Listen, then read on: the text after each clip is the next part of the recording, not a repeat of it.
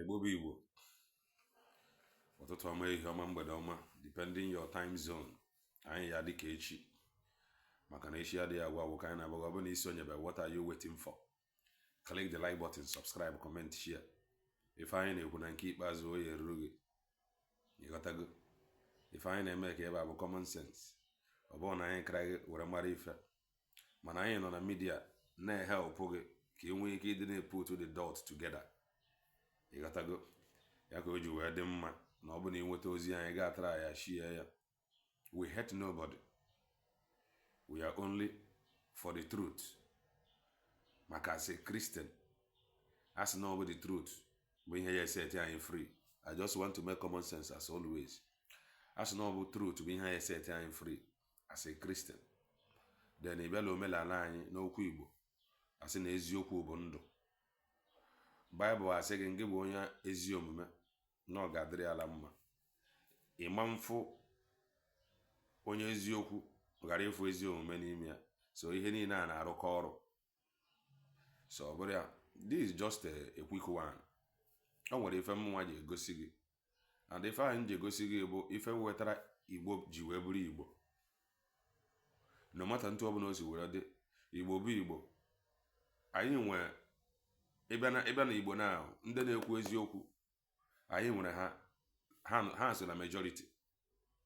Ịghọtago, ndị mma eziokwu na-ekwu eziokwu, ha so na majority. Mla the only thing mere na ebela, their voice is not being heard. Ịghọtago, their voice is not being heard n'ebe ọbụla, maka na ndị okwu asị na try every means possible to suppress ndị na-ekwu eziokwu. Ịghọtago ya ka anyị ji agbaga. Ọ bụ na ifu ozi anyị ngị chi ya try ya, comment ya, ọ ji emegodi nnọọ ma ihe ọzọ. Ọ bụrụ thank you, get there, it will go a long way. Ịghọtago, ọ bụrụ God bless you, get there, it will go a long way. Try ya chi ya ka ndị ọzọ fụ ya na ọ dịghị easy for somebody nọ na part of truth. Being neutral, being on the part of truth. Ịghọtago, o nwere ife nji agụpụtara gị, and ife a nji agụpụtara gị bụ to further drive a point, iji gosi gị na okpukperechi abụchadị nsogbu anyị. Rada lee ihe okpukperechi ji wee dị ntu o si wee dị bụ maka na government have failed to do what they are supposed to do. Ife ha kwesịrị imere gị fe mezie, then okpukperechi now come in, and ị kwesịrị ịma asị mmadụ that nature hate vacuum. Ịghọtago, his office let another take. Ihe a bụ okwu dị na Bible. Ihe nje iji agụpụtara gị ihe a bụ ihe a si na handụ Rino, ka m gara igbu oge sef. Rino Omokri bụ ihe a na-akpọ dị ya. Ma agụpụtara gị ihe a were, mana before ma agụpụtara gị ihe a Rino dere, o nwere ife mmụọ ya agụpụtara gị, and this is from our own Father Angelo Chidi Unegbu. Ọ bụrụ na ọ nọfọ this Reverend Father na-agwa ya na somebody like me hold him in high esteem. Ezigbote onye Igbo ka ọ bụ. Amali ya emekọbeghị ihe personal, ama onye ọ bụ, mara I am following his handle. Ịghọtago, and this is handle. I am equally encouraging you to go and follow him, because ọ na-ekwu eziokwu Chineke. Ọ na-ekwu eziokwu Chineke with ife ọ na-ede now. Hear this. Mali ya emekọbeghị ife. I don't know him personal. Just like in Twins that you should follow the handle of Maazị Ekpanjọkụ na Twitter. Nwanne anyị nwoke a handle ya dị na Facebook. Ịghọtago, you should follow him ka ị nwee ike dị na-agụpụta. Ịghọtara, I don't know him, I have never met him, I have never spoken with him. Same thing with Maazị Ekpanjọkụ that you should go and follow before you wepụta kọmpeteri. Mana ihe anyị ji agbazi gị bụ ka ị na-enweta first hand news and ka ị nwee ike dị na-agbazi gị olu. Father Angelo Chidi Unegbu, he wrote, in country of over 200 million people, someone became president by just saying, "It is my turn." How can one tell future generations that this really happened? If the question, can you see future generation like something like this happened, like somebody putra, the only quality to become a president, boy putala TV, law my turn. How can you explain that to future generation? Ya wetara anyị ji ekwu okwu nwere onwe, ya wetara anyị ji agbaga na okwu nwere onwe anyị na-ekwu. It is not about us, but it's about future generation. Ndị lụrụ ọgụ Biafra mgbe ha lụrụ ya lụọ bụ maka ha nwe ozigbo, ha lụrụ ya for the preservation of the coming generation. Ka iji esi kọwara the next generation like this thing actually happened in your own time. And ha jụzie gị, what did you do mgbe this thing happened? What will you tell them? Ị gwa ha that nobody to speak. Ha lee gị anya, ha ga-akpọ gị coward ma ha nwee ya ebe ọ nọ. Ihe a bụ ihe otu witri. In a country of over 200 million people, someone became president by just saying, it is my turn. How can anyone tell future generations that this really happened? Future generations. Kodre. Like somebody be president by coming out, it is my turn. Emiloko. Obola emeri examine or any qualification. No, my Lord, just na my turn. And I am going to read another post of his. Banyere protest for an ekwu. Ya wetara Igbo bụ Igbo, ndị na-ekwu eziokwu na high number. Mana some of you prefer ndị a na-atụ asị, jee follow ya.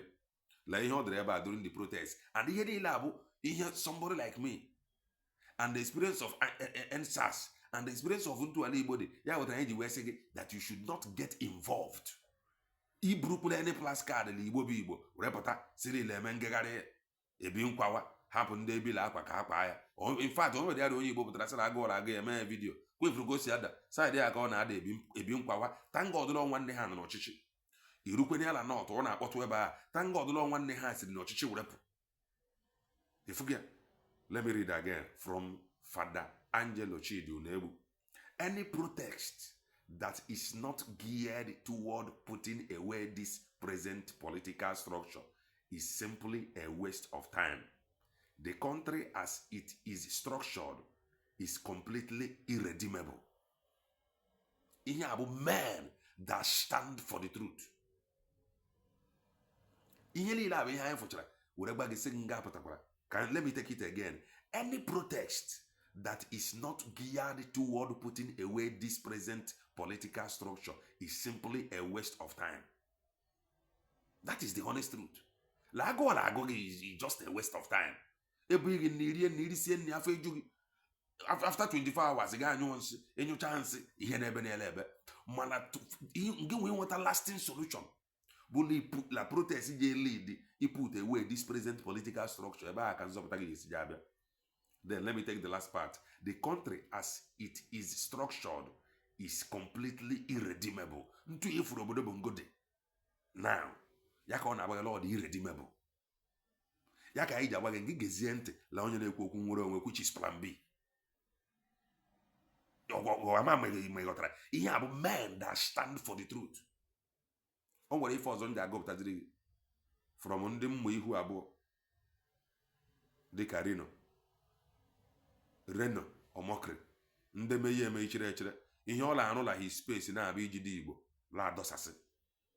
Ihe ọ na-arụ na space bụ ntu o ji esi were jee akwakọ Igbo la ndị Yoruba isi ọnụ.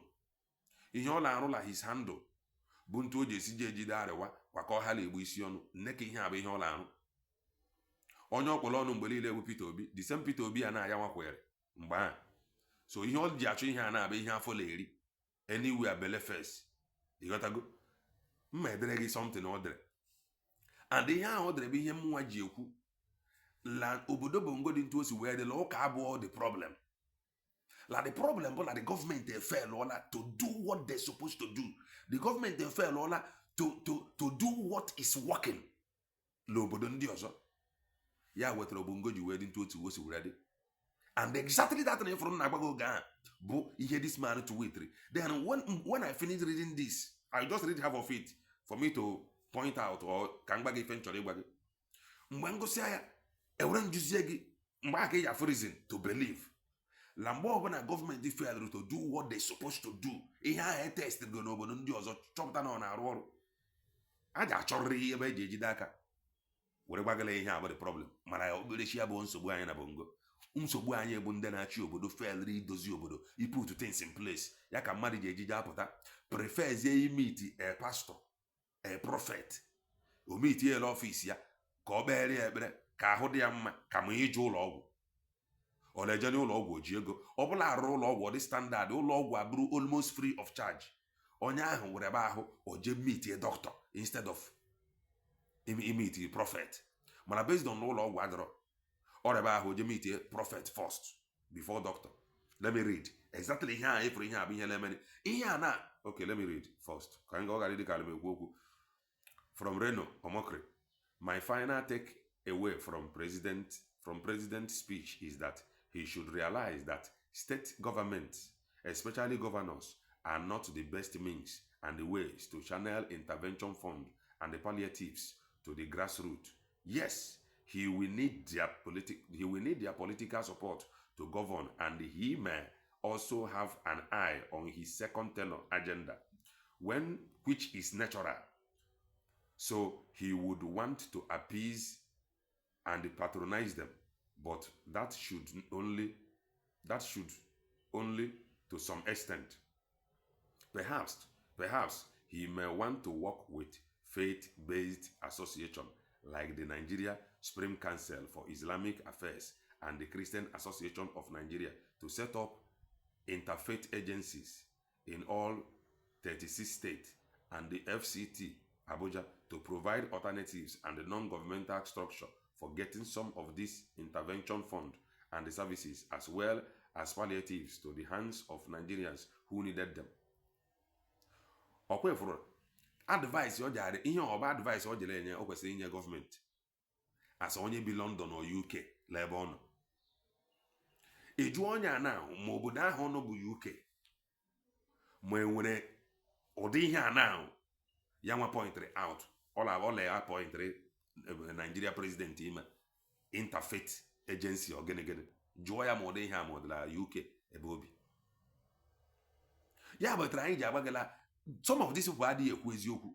La advice ọbụla iji na-enye mmadụ asị onye pụgoro apụfụ ụzọ bụ advice of that which is working n'obodo ebe ị nọ.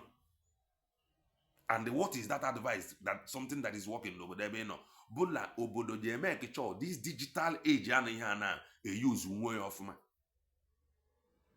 O kwefuru ka ya nwezi wee jiri aka ya ebe chọọchị nọrọ onwe ha prọfet ụmụ agụ anọgasịla all this denomination ti wee nọrọ onwe ha ọ na-enyezi federal gọọmenti advice ka eburu ego bụ ihe iburu this money na bụ ihe ha gbakpuo the money ịkpụrụ ndị chọọchị n'ọnụ na ha eriela ego mana the gọọmenti ihe ha kwejara eme ma ọ bụ advice onye ajarala enye ndị a na asa onye program fụ ụzọ bụ kee ntu eji esi jee eme ekichọ n'obodo bongo la onye ọbụla batarala this digital era la onye ọbụla ja bụ a beneficiary to these palliatives now ọsọkwa ya bụrụla ego la onye ahụ ji agba mbọ nwa akaụntụ ka agbanye gaa ala akaụntụ onye ọbụla n'otu which na ihe a na bụ something ndị lamba ụwa niile la develop country lọ ntu a ka esi eme ya while ọma nye onye advice ya mee ka ya chọọ lụọ Nigerians la ha dị documented nwee data ka ha nwee ike ikwu iri ha ego na akaụntụ direct ka ọ ghara ịba hand to hand. ọmanye nwụdị advice ya ihe ọ na-achọ ịdọta bụ ọdọta ndị Islam n'ọrụ onwe ha eburu ego bi ndị imam tumore asịgịla ebiri imam ego imam erie ya. Ọ chọọ Christian faith tumore asịgịla eburu ego bi ndị Christian faith Christian Association ha erie the money ndị ego ahụ aba ndị ha kwesịrị ilekọta anya aka ọ bụrụ ihe gọọmenti fedr ime. oke o kwuole maka ndị Islam kwuo maka ndị Christian ọma na obodo ndị ọzọ la o mere ndị ji ebelivele ihe ha lara ekpere kwuchiri o mere ntu o si wee detakwa ya ebe ahụ ọda non-governmental gịnị ọ dịrị ebe ahụ mana n'obodo ndị ọzọ onye ọbụla na-enye obodo bụ nga advice ma ọ bụ it handlers advice o jere enye ha bụ bringing that which is working n'obodo ebe ahụ ọ nọ n'ime ya to his homeland. Ya bụ the highest advice mmadụ ji enye mmadụ ọ bụghị iburu ego ekwesịrị ịkwụ ya na akaụntụ okereke buru ya bụ pastọ. What of pastọ ahụ chekwana ike ya mgbe ahụ asị mmadụ okeela ihu n'ihu ndị ọfụrụ. So ihe niile ịfụrụ anyị bụ ihe eji agwa gị obodo na-arụ ọrụ sistem na-arụ ọrụ and ya wetara okwu nwere onwe ji abịa and ya wetara okwu nwere onwe ji abịa from abroad because you cannot give what you don't have. ya wetara nwanne anyị nwoke Maazị Eba ji wee gwa gị that he is going to deliver Finland to your doorstep. Because iruo na Finland ebe ahụ nọ now, all this faith-based advice ifuru onye anyere, it is not working there and can never work there. So delivering Finland to you bụ i deliver pattern Finland to your doorstep. And gịnị bụ ihe a? That thing that is working in Finland, ihe wetara Finland ji wee bụrụ Finland bụ ihe ọ chọrọ i deliver like your doorstep. Ọ bụrụ somebody ya nọ abroad were na-agba gị la ntụ iji esi were je eme circulate palliatives to ndị n'idiri ya, to Nigerians n'idiri ya bụ iburu bụ pastor, buru bụ reverend, buru bụ ndị imam. Tomorrow ịpụtakwa kpụrụ ndị pastor na ndị imam n'ọnụ, ha jikwere were rie ego, ha jikwere eji ala arụ ihe ha kwesịrị ịrụ. Ọ bụ okele ọrụ ndị pastor and imam ndị Muslim, ọ bụ okele ọrụ ha ịdị na-eke palliative. Ọ bụ okele ọrụ ha na palliative ọbụla federal gọọmenti butere leji eburu ya bụ ihe ọ bụ ntụ ọ dara mba ọzọ. Ya wetara anyị ji agbagala okpukperechi ya bụ nsogbu gị. La okpukperechi bụ misrule dị na obodo Bongo bụ ihe give birth to okpukperechi. Ọkwefuru ka okpukperechi si wee nọrọ onwe ha, federal gọọmenti eburu their own palliative na-achọ ntụ eji esi were je distribute ya. Then ka ma onye anyị ji nyezi advice ka onye ọbụla iteke ya nnọọ 1 month, onye ọbụla jee nnọọ na bank jee mepe akaụntụ. After ka ị mepere akaụntụ agbanyere gị ego, ọmanye nwụdị advice ya. Ihe ọ na-achọ inye gị ebe advice bụ to make sure they remain na that poverty and that old and outdated system of Bongo.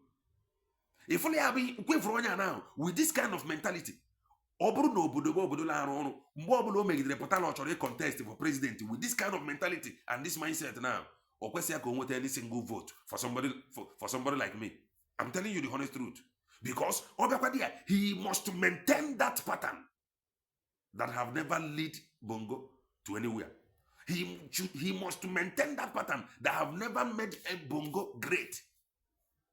A na-ekwu okwu ihe ndị arụ ọrụ n'obodo ndị ọzọ as a traveler, as somebody nwere access to internet.